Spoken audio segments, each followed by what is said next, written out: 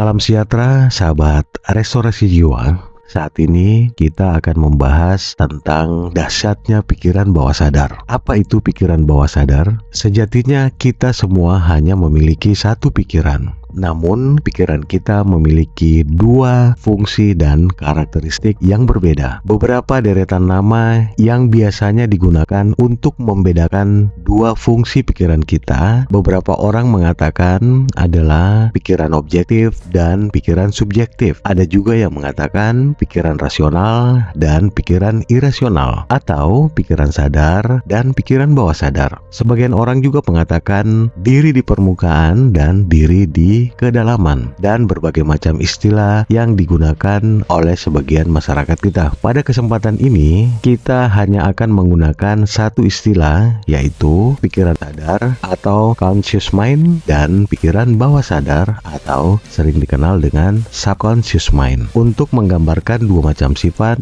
dan cara kerja pikiran kita. Pikiran sadar adalah pikiran logis yang berhubungan dengan penalaran dan logika, kehendak dan kesadaran mengenai realitas. Kita berpikir dengan pikiran sadar, yang merupakan perencana atau pengatur pikiran bawah sadar kita. Pikiran sadar kita hanya menyadari tentang konsep sekarang dan saat ini. Pikiran sadar kita tidak dapat meramalkan masa depan dan hanya fokus dengan tugas-tugas saat ini dan sekarang. Adapun pikiran bawah sadar adalah pikiran yang berhubungan dengan energi dan penciptaan, berhubungan dengan pikiran kreatif yang melaksanakan apa yang direncanakan oleh pikiran sadar kita. Pikiran bawah sadar merupakan seperangkat emosi dan tempat penyimpanan memori yang dikenal sebagai pikiran subjektif, karena secara subjektif sekedar merespon apa yang disampaikan, apa yang dikesankan dan diminta serta diputuskan oleh pikiran sadar kita tanpa membantah atau membuat pilihan. Nah, selanjutnya, bagaimana cara pikiran bawah sadar bekerja?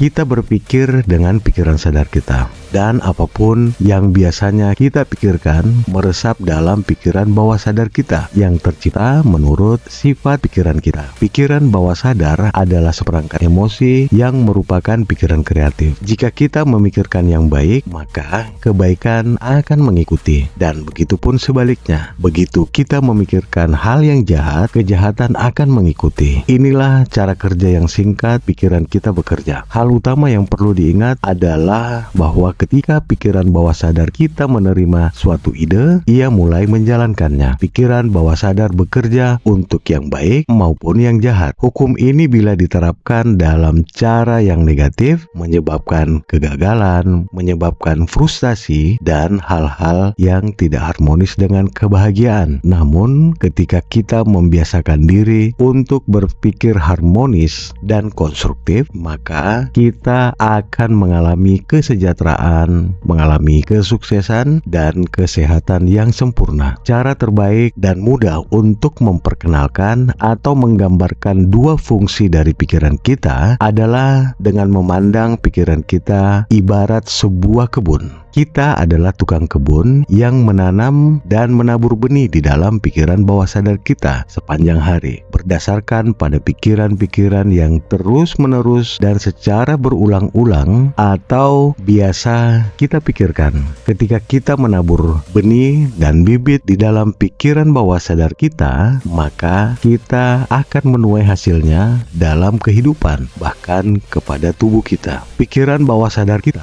sangat sensitif terhadap pikiran, ide, gagasan-gagasan kita. Para ilmuwan besar, para artis, para penyanyi, dan para penyair, serta para penulis dan para penemu-penemu lainnya memiliki pemahaman yang mendalam tentang bekerjanya dua tingkat pikiran ini, yaitu pikiran sadar atau pikiran rasional dan pikiran bawah sadar atau pikiran irasional. Pikiran sadar dapat diibaratkan seperti seorang pengemudi atau atau kapten sebuah kapal. Ia mengarahkan kapal dan anak buahnya di ruang mesin yang mengendalikan semua peralatan. Anak buahnya atau orang-orang yang bekerja di dalam ruang mesin tidak tahu di mana mereka pergi. Mereka hanya mengikuti perintah. Mereka akan menabrak batu-batu karang bila kapten yang mengarahkan kapal memberikan perintah yang salah. Para anggota awak kapal tidak akan berbicara kepada kapten. Mereka hanya menjalankan perintah. Kapten adalah penguasa kapal dan perintah-perintahnya dijalankan.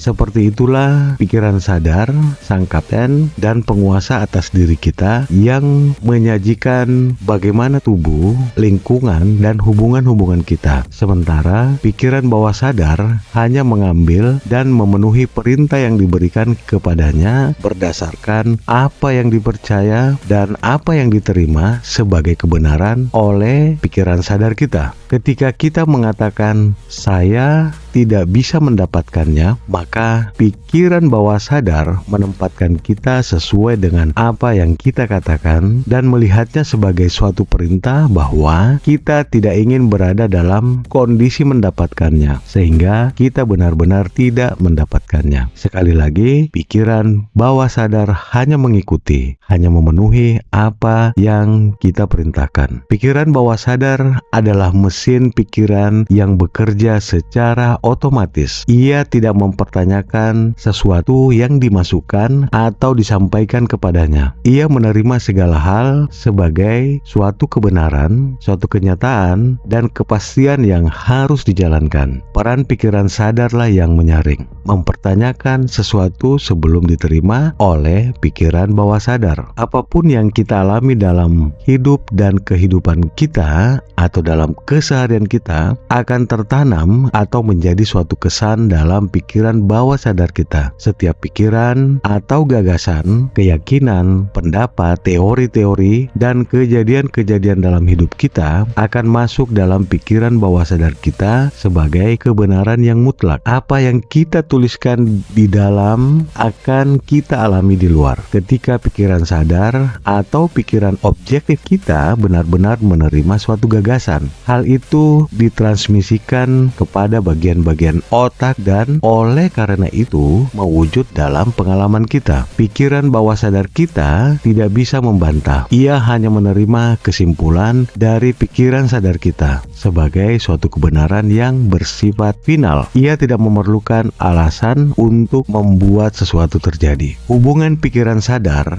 dan pikiran bawah sadar mengikuti prinsip yang diibaratkan jenis kelamin mental pria dan wanita. Pikiran sadar adalah pria atau pemimpin dan pikiran bawah sadar adalah wanita atau pengikut. Pikiran bawah sadar kita adalah pembantu, penolong untuk pikiran sadar. Semakin terintegrasi dan sinkron serta harmonis bekerjanya pikiran bawah sadar dan pikiran sadar kita, maka kita akan semakin sempurna keseluruhan fungsi pikiran sebagai suatu kesatuan, semakin kreatif dan produktif. Begitupun sebaliknya, semakin tidak harmonis antara keduanya, maka semakin rusak, runtuh, dan berhenti fungsi sebagaimana semestinya. Bukan pikiran sadar kita yang benar-benar menciptakan realitas, melainkan keyakinan dan kekuatan pikiran bawah sadar. Aspek feminin pikiran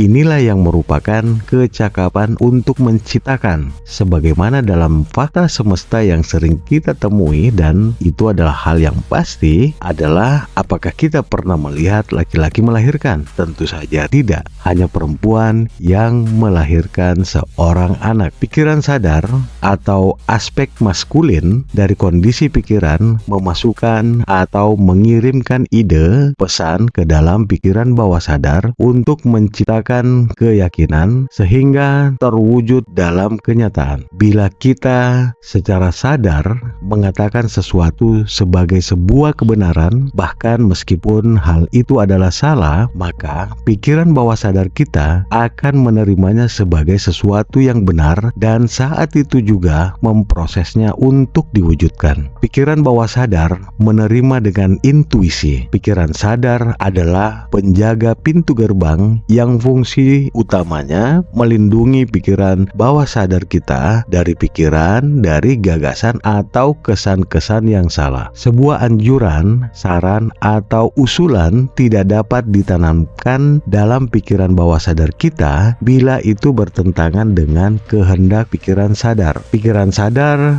dan pikiran bawah sadar berbeda peran tapi memiliki status yang sama-sama penting. Pikiran sadar dan pikiran bawah sadar adalah dua pikiran terpisah, tapi keduanya merupakan dua aspek yang berbeda dari satu pikiran. Kita memiliki suatu potensi yang mengetahui semua jawaban bagaimana bergerak maju menuju keseimbangan dan harmonis. Namun potensi yang ada dalam diri kita belum dimanfaatkan secara optimal. Tanpa kita ketahui, pikiran bawah sadar kita mencari cara untuk mencapai semua itu. Pikiran bawah sadar mengatur semua fungsi-fungsi vital dalam hidup kita. Itulah sebab dari semua kebiasaan baik dan kebiasaan buruk kita. Bagaimana manfaat pikiran bawah sadar kita?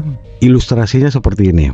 Kita tidak mungkin dengan tiba-tiba berada di suatu tempat. Saat kita berada di sebuah restoran, memilih menu yang kita inginkan, dan juga menentukan di mana kita duduk, semuanya dalam hitungan detik atau menit pasti terlebih dahulu telah muncul atau diproses dan tergambarkan dalam pikiran kita, dan selanjutnya membentuk realitas atau kenyataan. Kita datang ke restoran Jepang atau restoran yang telah kita pikirkan sebelumnya, lanjut dengan memilih menu makanan, kemudian duduk di satu tempat sambil menikmati hidangan. Semua itu berawal dari pikiran. Itu artinya kita semua harus berhati-hati dalam berpikir, benar-benar merencanakan, memastikan, memilih apa yang harus dan layak kita masukkan ke dalam pikiran kita. Pengetahuan tentang interaksi pikiran sadar dan pikiran bawah sadar akan memampukan kita untuk dapat merubah keseluruhan hidup kita. Agar dapat merubah kondisi eksternal, kita harus merubahnya pada faktor penyebabnya, yaitu merubah kondisi eksternal dengan kondisi faktor penyebab internalnya. Kebanyakan orang mencoba merubah kondisi dengan bekerja bersama kondisi itu agar dapat melepaskan diri kita dari perselisihan, kebingungan, kelemahan, dan keterbatasan. Kita harus mengubah penyebabnya terlebih dahulu, dan penyebabnya adalah cara kita menggunakan pikiran sadar kita, atau dengan kata lain, cara kita berpikir dan menggambarkan sesuatu dalam pikiran kita. Ketika kita berpikir dengan benar, ketika kita memahami kebenaran, ketika pikiran-pikiran yang disimpan, ditanam dalam pikiran bawah sadar kita adalah pikiran yang konstruktif, harmonis, dan penuh kedamaian, maka kekuatan pikiran bawah sadar kita yang bekerja secara gaib dan ajaib akan merespon dan membawa kondisi-kondisi harmonis, menyenangkan, dan baik dalam segala hal. Ketika kita mulai mengendalikan proses berpikir kita, maka kita akan menerapkan kekuatan pikiran bawah sadar untuk segala bentuk kesulitan. Dengan kata lain, kita akan benar-benar bekerja sama secara sadar dengan kekuatan hukum Maha Kuasa yang tidak terhingga yang membentuk segala hal. Pikiran bawah sadar kita adalah suatu prinsip dan bekerja menurut hukum keyakinan. Semua pengalaman, peristiwa, kondisi, dan tindakan-tindakan kita adalah reaksi pikiran bawah sadar atau keyakinan pikiran-pikiran kita. Pikiran, ide, atau gagasan adalah aksi, dan reaksinya adalah respon pikiran bawah sadar kita. Oleh karena itu, mulai sekarang, taburkan pikiran kedamaian, taburkan pikiran kebahagiaan, tindakan yang benar, kehendak yang baik, dan kesejahteraan. Pikirkan semua itu dengan sungguh-sungguh, dengan ketertarikan dan atensi yang kuat, dan penuh penerimaan dalam pikiran sadar kita. Teruslah menanam benih-benih pikiran yang baik dalam kebun pikiran kita, maka kita akan menuai hasil panen yang melimpah dan gilang gemilang. Pikiran bawah sadar kita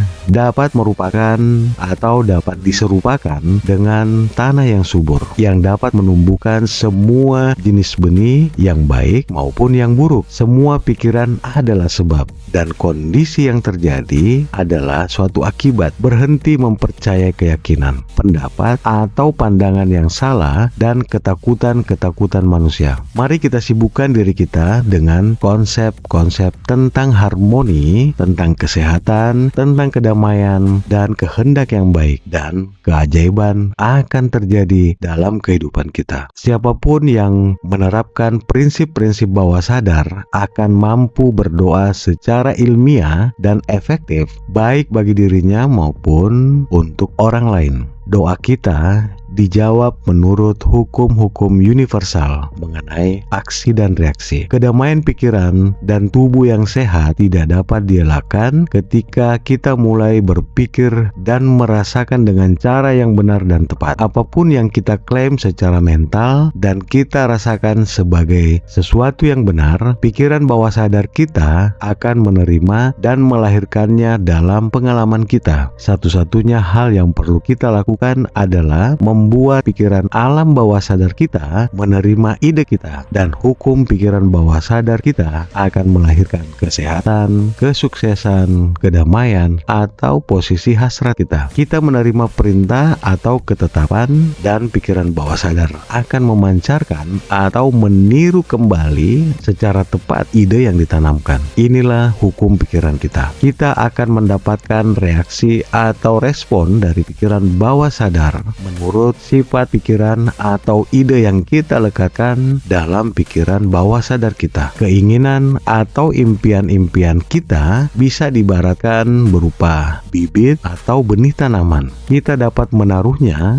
dalam sebuah guci dan menyimpannya di langit-langit rumah. Bibit dan benih tanaman itu akan tetap hidup karena mengandung kehidupan. Namun, bila kita menyimpannya terlalu lama, membiarkannya atau menanamnya dengan cara dan di tempat yang salah, maka sulit mengharapkan bibit dan benih itu akan tetap hidup apalagi bertumbuh. Area pikiran sadar dan pikiran bawah sadar yang dimaksudkan tentunya bukan suatu area atau tempat objektif bagi pikiran kita, melainkan sekedar gambaran visual untuk memudahkan pemahaman kita bagaimana proses atau dinamika kebangkitan dan keterhubungan dengan pikiran bawah sadar. Pikiran kita dapat diibaratkan seperti gunung es. Bagian dari gunung es yang terlihat atau tampak menjulang di permukaan adalah pikiran sadar kita. Sementara bagian gunung es yang tidak terlihat tersembunyi di bawahnya adalah pikiran bawah sadar kita.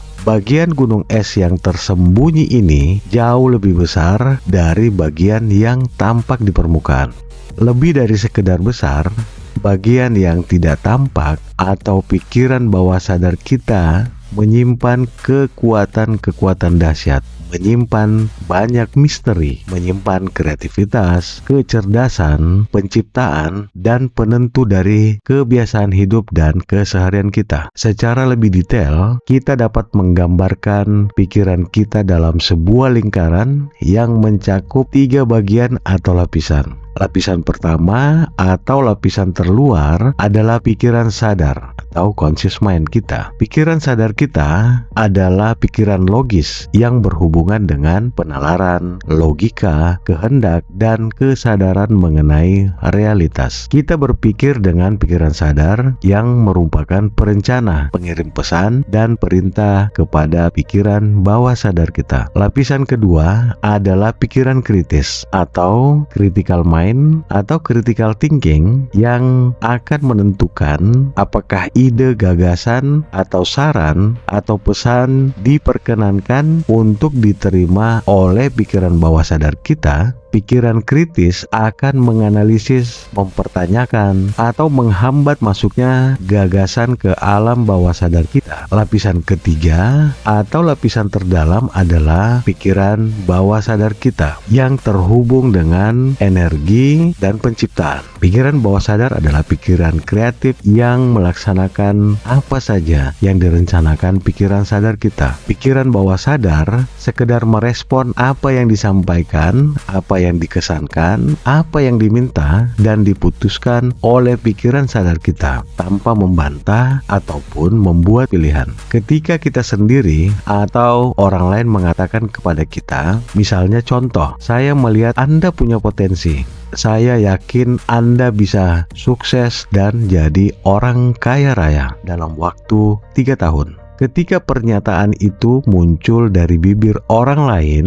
atau bahkan dari pikiran kita sendiri, maka pikiran sadar kita barangkali sudah mengiyakan atau telah menerima dan telah meyakininya. Bila keyakinan itu terus-menerus diulang, terus-menerus diperkuat, dan terus-menerus digambarkan secara jelas, maka ia akan meresap dan tertanam ke dalam pikiran bawah sadar kita, dan saat itu juga pikiran bawah sadar mulai bekerja dan merespon untuk mewujudkannya. Namun, sangat mungkin pula dengan secara tiba-tiba atau selang beberapa waktu kemudian, pikiran kritis kita mengatakan, kamu jangan bermimpi. Kemudian mempertimbangkan dan melihat fakta-fakta bahwa betapa susahnya kesuksesan itu, betapa menjadi seorang sukses itu berat, betapa kekayaan itu susah, dan hal-hal yang lain yang membantah. Dan pikiran-pikiran kritis ini, pikiran kritis kita akan secara terus-menerus membombardir dengan pernyataan-pernyataan atau alasan-alasan bukti-bukti yang meyakinkan kita bahwa kita tidak akan mampu mewujudkan impian dan keinginan kita. Ide atau pesan positif bahwa kita bisa menyelesaikan atau bisa dan mampu sukses serta menjadi orang kaya raya dalam waktu 3 tahun bukan saja tidak masuk dan tertanam dalam pikiran bawah sadar kita, tapi justru tergantikan dengan ide dan pesan negatif bahwa kita tidak bisa sukses sesuai dengan waktu yang ditentukan. Oleh karena pesan negatif itu yang kemudian justru secara tanpa sadar terus-menerus dan akhirnya tertanam dalam pikiran bawah sadar kita, maka yang terjadi adalah kita benar-benar tidak mampu dan kita menjadi orang gagal dan terus-menerus seperti apa fakta yang kita terima. Banyak hal atau keadaan yang kemudian membantu kita untuk gagal karena sesungguhnya gagal telah menjadi tujuan dan kegagalan adalah perintah yang diberikan oleh pikiran sadar kita untuk melaksanakan atau untuk dilaksanakan oleh pikiran bawah sadar yang tidak dapat membantah, tidak dapat membuat pilihan kecuali melaksanakannya. Dari uraian itu, kita sudah sangat jelas bahwa untuk memanfaatkan, membangkitkan, dan menjalin keterhubungan antara pikiran sadar dengan pikiran bawah sadar secara disengaja dan terencana, kita harus menembus, melintasi sebuah tembok yang besar, yaitu tembok pikiran sadar dan pikiran kritis kita, agar ide, pesan, keinginan, impian, atau keyakinan-keyakinan positif kita dapat secara bebas masuk dan tertanam dalam pikiran bawah sadar. Dengan begitu, kita telah secara sadar dan dengan sengaja mampu memanfaatkan, merencanakan, memilih, dan memutuskan gagasan apa yang akan ada dan tertanam dalam pikiran bawah sadar kita. Menggunakan atau memanfaatkan pikiran bawah sadar secara sengaja, secara sadar, dan terencana dimasukkan untuk membedakan dari ide, gagasan, keinginan, emosi-emosi, dan kebiasaan yang secara tanpa sadar sadar atau tidak direncanakan masuk akan mengakar ke dalam pikiran bawah sadar, akan membentuk kenyataan sesuai dengan pesan yang ditanamkan oleh pikiran sadar. Ketika pikiran sadar seseorang secara terus-menerus, secara berulang-ulang atau repetitif mengatakan bahwa kita tidak akan mampu melakukan, maka meskipun tidak direncanakan untuk ditanamkan dalam pikiran bawah sadar, gagasan itu secara tanpa disadari telah tertanam dalam pikiran bawah sadar yang akan mewujudkan tidak dapat melakukannya. Sebaliknya, dengan merencanakan secara sengaja memasuki pikiran bawah sadar, itu artinya melalui pikiran sadar kita memilih, kita menentukan atau gagasan-gagasan apa yang benar-benar ingin kita tanamkan dalam pikiran bawah sadar. Ibarat seorang petani, kita secara sadar memilih bibit yang terbaik berupa pikiran, ide, dan keinginan, lalu menanamkannya di lahan yang subur, yaitu pikiran bawah sadar, dan mengetahui apa yang harus terus kita lakukan, atau kita memahami cara dan teknik merawat impian dan keinginan untuk dapat memanfaatkan atau membangkitkan dan menjalin keterhubungan dengan pikiran bawah sadar. Dengan sengaja, secara sadar dan terencana, kita harus menembus melintasi tembok pikiran sadar dan pikiran kritis. Pertanyaannya adalah bagaimana cara kita menembus, bagaimana cara kita melintasi pikiran sadar dan pikiran bawah sadar, atau dengan perkataan lain, bagaimana kita dapat memasuki pikiran bawah sadar. Sebelum menjawab pertanyaan itu, kita akan terlebih dahulu membahas tentang gelombang otak yang menunjukkan aktivitas otak atau pikiran kita. Bila area pikiran sadar dan bawah sadar menggambarkan tempat dari pikiran sadar dan bawah sadar, maka gelombang otak lebih jauh menggambarkan aktivitasnya. Hal itu selanjutnya menjadi suatu petunjuk harus pada frekuensi berapa gelombang otak kita sehingga kita dapat memasuki atau berada dalam pikiran bawah sadar. Gelombang otak atau aktivitas otak kita dapat dideteksi dengan menggunakan peralatan yang disebut elektroencephalograph atau disingkat EEG, yang menghasilkan rekaman aktivitas elektrik yang disebut dengan gelombang otak. Pola atau hasil rekaman gelombang otak akan berubah-ubah sejalan dengan apa yang sedang dilakukan oleh seseorang. Pada saat kita mengendarai mobil, berdoa, atau tertidur, gelombang otak kita menunjukkan frekuensi gelombang otak yang berbeda. Frekuensi gelombang otak diukur dengan satuan Hertz atau perputaran per detik. Berdasarkan penelitian, ada 4 pola gelombang otak manusia yang menunjukkan aktivitas otak yang berbeda, yaitu gelombang otak beta, alfa, theta, dan delta. Gelombang otak beta adalah gelombang otak yang frekuensinya paling tinggi, kira-kira di antara 14 sampai dengan 20 Hz. Ini terjadi pada saat kita berada dalam keadaan terjaga atau berada dalam kondisi kesadaran normal untuk merespon, menyadari, atau berinteraksi dengan lingkungan sekitar kita. Kita berada dalam gelombang beta ketika sedang menjalani aktivitas keseharian seperti berdiskusi, menganalisa, berpikir tentang banyak hal, mengendarai mobil, membuat keputusan, dan berbagai aktivitas yang berkaitan dengan kehidupan normal kita sehari-hari. Selanjutnya yang kedua adalah gelombang alfa yang frekuensinya lebih lambat dari gelombang beta, yaitu di kisaran 8 Hz sampai dengan 13 Hz. Ini terjadi pada saat kita dalam kondisi santai, rileks, kondisi nyaman, bebas dari beban, bebas dari kecemasan dan ketakutan. Kondisi ini dapat dikatakan sebagai pintu gerbang untuk memasuki dan membangkitkan kekuatan pikiran bawah sadar kita sepenuhnya. Disinilah tempat di mana kita dapat memulai menaburkan benih-benih impian, benih-benih keinginan, atau menggambarkan bentuk diri kita sesuai dengan yang kita inginkan. Yang ketiga adalah gelombang theta dengan frekuensi kira-kira 4 sampai dengan 7 Hz. Ini terjadi pada saat kita dalam keadaan trans atau seakan-akan sedang bermimpi, sadar, atau berada dalam suasana kondisi meditatif yang dalam. Dalam kondisi ini, kita akan merasakan suatu rasa kedamaian, ketenangan, kebahagiaan, dan kita terhubung dengan potensi-potensi terbesar kita, potensi kreativitas, emosi-emosi kita yang dapat dimanfaatkan atau ditekan, tertimbun dalam alam pikiran bawah sadar berada pada gelombang ini. Kita dapat membangkitkan, kita dapat memanfaatkan kembali potensi atau kreativitas kita yang tersembunyi, termasuk membenahi permasalahan psikis dan bahkan kepada fisik kita. Yang keempat adalah gelombang delta dengan frekuensi 0,5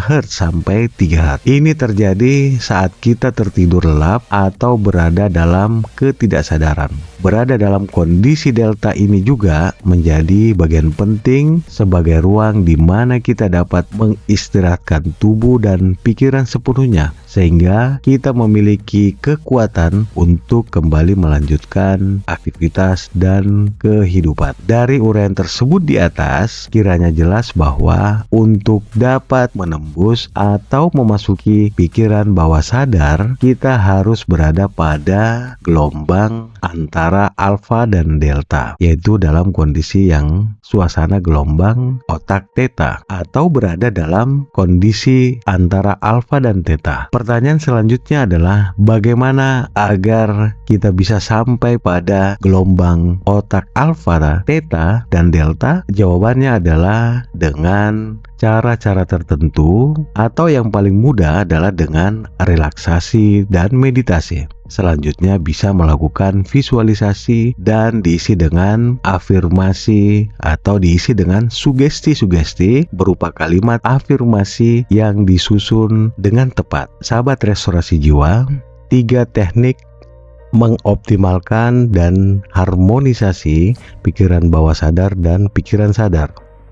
Yang pertama adalah relaksasi dan perenungan mendalam atau sering juga disebut dengan meditasi. Pada prinsipnya, berbagai cara dapat kita lakukan untuk mencapai kondisi rileks atau kondisi meditatif atau kondisi perenungan yang mendalam. Ini terkait pula dengan persoalan bahwa seseorang mungkin akan lebih cepat atau lebih mudah mencapai kondisi rileks dengan teknik-teknik tertentu. Sementara yang lain justru merasa terganggu dengan adanya pemahaman-pemahaman atau ketidaktahuan. Namun secara umum ada beberapa prosedur teknik untuk relaksasi yang akan kita dalami dalam pembahasan kita dan tentunya mudah untuk dilakukan. Sahabat restorasi jiwa, apapun prosedur dan teknik relaksasi yang kita pelajari, yang paling utama adalah kita memiliki kemauan keras untuk terus berlatih sehingga kita menjadi semakin terampil dan mudah berada dalam kondisi meditatif atau kondisi yang sangat rileks kapanpun, dimanapun, dan dalam kondisi apapun. Dengan begitu, kita dapat dengan mudah dan cepat membangun dan menanam benih-benih impian, benih-benih ide yang positif baik dalam pikiran sadar maupun sampai menembus pikiran bawah sadar. Ketika kita sudah terbiasa berpikir dan bertindak dengan benar, meyakini sesuatu dengan tepat dan secara sadar menempatkan diri pada kondisi yang tenang, kondisi yang damai, kondisi yang membahagiakan, maka keinginan dan impian-impian kita dapat meluncur bebas, masuk dan tertanam dalam pikiran bawah sadar. Dan lebih dari itu, kita juga dapat membangkitkan kekuatan-kekuatan kreatif yang tersembunyi di dalam diri kita. Baiklah, kita akan mulai menguraikan beberapa teknik relaksasi. Pertama, kuasai tubuh kita. Keterikatan antara pikiran dan tubuh kita telah berlangsung sangat lama. Setidaknya sejak kita sudah dapat memahami konsepsi mengenai tubuh dan gangguan atau ketidakseimbangan yang terjadi pada tubuh kita. Mudah dimengerti bila ada sesuatu yang salah pada tubuh. Pikiran kita pun akan ikut terganggu, tidak nyaman, gelisah, cemas, takut, dan sebagainya. Dalam relaksasi yang diperlukan adalah kebersatuan pikiran dan tubuh sampai kita benar-benar merasa bahwa kita bukan sesuatu pun kecuali pikiran. Oleh karena itu, pertama-tama yang harus kita lakukan adalah menguasai tubuh kita dengan mengalirkan energi pikiran ke seluruh bagian tubuh. Kita lepaskan ketegangan, rasakan kenyamanan menyelimuti seluruh bagian tubuh. Yang kedua, memejamkan atau menutup mata. Mata kita sangat sensitif terhadap stimulus atau rangsangan yang selanjutnya dapat dengan mudah menjalar, terkirim ke otak, dan membuat pikiran kita tertuju serta memproses rangsangan apa yang kita lihat tersebut. Hal ini tentunya akan mengganggu konsentrasi saat pikiran terpecah atau dipenuhi dengan beragam objek. Hal itu bukan saja akan membuat kita terpaku terus pada gelombang beta, pikiran sadar, tapi juga akan membuat kita sulit untuk mendekati gelombang alpha theta atau pikiran bawah sadar. Oleh karena itu, dengan memejamkan mata dapat menghindarkan stimulus yang mengganggu konsentrasi kita. Ketiga, pernafasan. Tarik nafas Anda sedalam mungkin dengan perlahan. Pusatkan atau kumpulkan di bagian dada atau bagian perut secara bergantian. Tahan sejenak dan hembuskan secara lembut dari mulut dan atau bergantian melalui hidung. Setiap tarikan dan hembusan nafas yang paling penting adalah merasakan seolah-olah kita sedang menikmati segala hal yang baik dari alam semesta ini. Rasakan, nikmati, dan sadari betul nafas yang keluar masuk atau nafas yang kita tarik dan kita hembuskan. Yang keempat, dengarkan musik yang menenteramkan, terutama dengan musik dengan frekuensi yang harmonis dengan frekuensi semesta, yaitu dengan musik dengan frekuensi 432 Hz. Musik tidak lagi dapat diragukan, dapat membawa perasaan dan pikiran pada kondisi tertentu. Namun, kembali lagi, pilihan musik dengan frekuensi yang tepat maka akan membuat kita dalam kondisi yang tepat dan benar-benar nyaman, tentram, dan damai. Ketika seluruh tubuh sudah terasa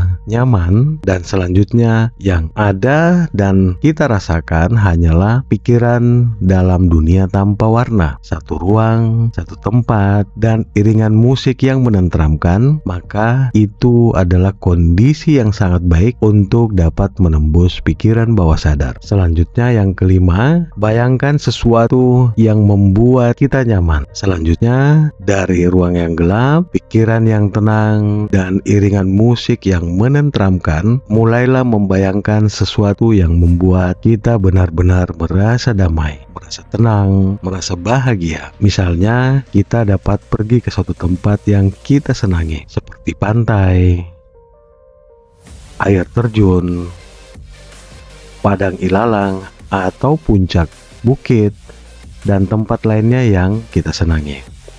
Bayangkan kita berada di tempat itu dan melihat dan merasakan apa yang kita senangi. Keenam, menanamkan benih impian.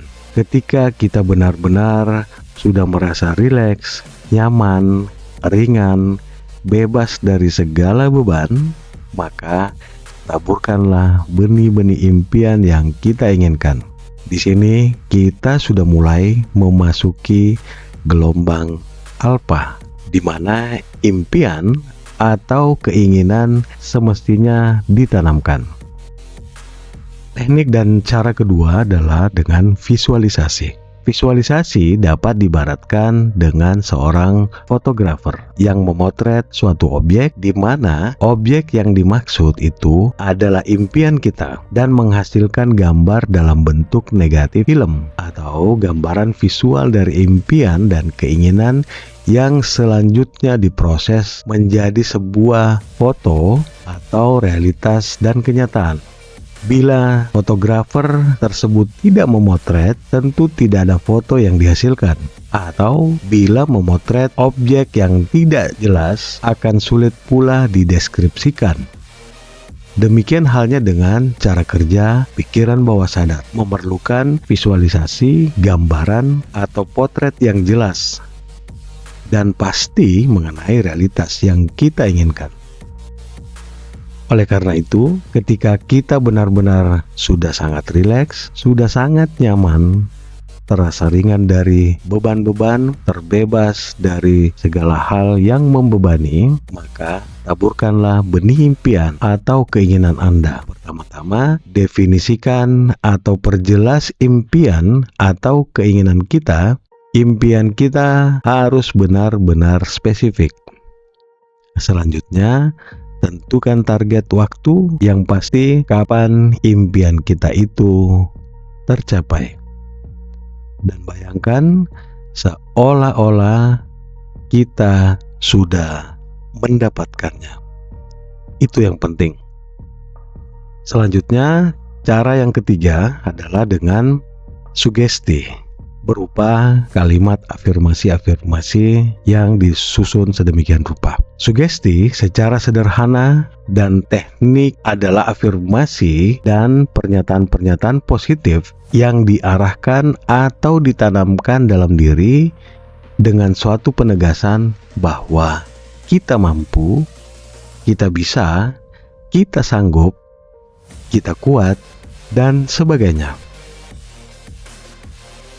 Sugesti ini harus dilakukan dengan kepercayaan, dengan keyakinan, dan kekuatan emosi. Dan paling penting adalah dilakukan terus-menerus atau repetitif agar benar-benar tertanam dalam pikiran bawah sadar kita. Karena bila kita selalu mengatakan bahwa hal-hal tentang kesuksesan, kekayaan, kemakmuran itu sulit, maka kita tidak akan pernah mendapatkan kemudahan di dalamnya. Fakta paling sederhana selalu saja menunjukkan seseorang akan menghindari hal-hal yang tidak menyenangkan atau memberi pesan negatif dalam pikirannya. Dan tentu saja dengan menghindarinya dengan keyakinan ketidakmampuan, maka tentunya tidak ada yang dapat kita pelajari dan tidak ada yang bisa kita dapatkan. Sahabat restorasi jiwa, teknik-teknik dan cara secara umum telah kami paparkan di dalam serial tentang pikiran sadar dan harmonisasi dengan pikiran bawah sadar ini. Sekiranya ada pertanyaan, dapat diajukan melalui kolom komentar, atau jika Anda serius untuk ingin mendalami, dapat menghubungi kami.